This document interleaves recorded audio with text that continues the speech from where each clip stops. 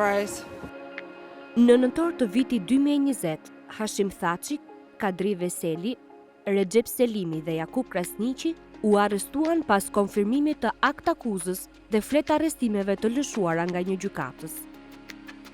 The Kosovo Specialist Chambers is now in session. Be seated. Prokuroria pretendon se të akuzuarit janë individualisht përgjegjës për rrëmbimin, keqtrajtimin dhe vrasjen e qindra civileve dhe personave që nuk merrnin pjesë në luftime. Viktimat ishin persona që konsideroheshin kundërshtar të ushtrisë çlirimtare të Kosovës. Pretendohet se ndërta përfshiheshin persona të cilët perceptoheshin se bashkëpunonin me forcat jugoslave dhe kundërshtar politik. Në akt akuzën e konfirmuar, përfshihen akuza për krime lufte dhe krime kundër njerëzimit. Të akuzuarit janë vetë deklaruar të pafajshëm për të gjitha akuzat. Gjatë fazës të procedurës paraprake, prokuroria nxorri për mbrojtjen mirëfaqe me prova. Mbrojtja kreu hetimet e veta dhe griti kundërshtime ligjore ndaj akt akuzës dhe jurisdiksionit të gjykatës. Viktimat paraqiten kërkesa për të marrë pjesë në proces. Në proces po marrin pjesë 155 viktima. Midis prillit 2023 dhe prillit 2025, prokuroria thirri 125 dëshmitar për të dhënë dëshmi, si edhe u pranuan 132 deklarata me shkrim.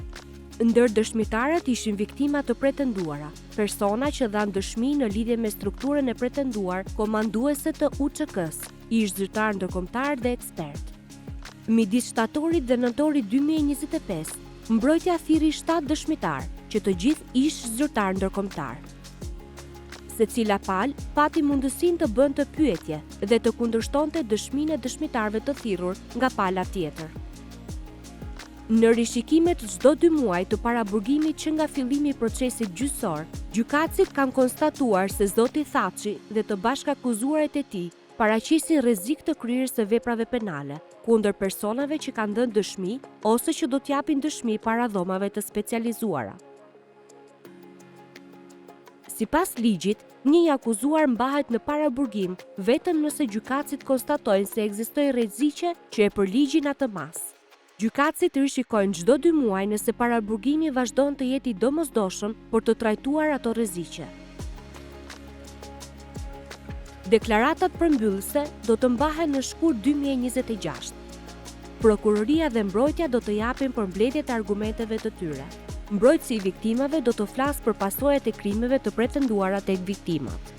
Pas kësaj, trupi gjykues do të fillojë kuvendimet konfidenciale. Gjykatësit do të vlerësojnë me kujdes besueshmërinë e dëshmitarëve, mbështetshmërinë dhe peshën e dëshmive të dëshmitarëve dhe të secilës provë. Të akuzuarit prezumohen të pafajshëm, përveç nëse prokuroria vërteton fajësinë e tyre jashtë dyshimit të arsyeshëm.